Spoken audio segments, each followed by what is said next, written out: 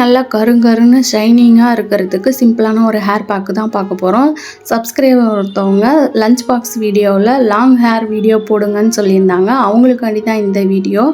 இது வந்து rosemary leaf. நாங்கள் சின்ன வயசாக இருக்கும்போது பட் ரோஸ்ன்னு சொல்லுவோம். 1.5 டம்ளர் அளவு தண்ணி ஊற்றிட்டு 1 ஸ்பூன் அளவு டீ தூள், 4-5 லவங்கம். ரோஸ்மரி லீஃப் வந்து எனக்கு ஃப்ரெஷ்ஷாக கிடச்சிச்சு, அதனால நான் அதை போட்டுக்கிட்டேன். ஆன்லைனில் காய வச்சது கிடைக்குது, அது கூட வாங்கி நம்ம யூஸ் பண்ணிக்கலாம்.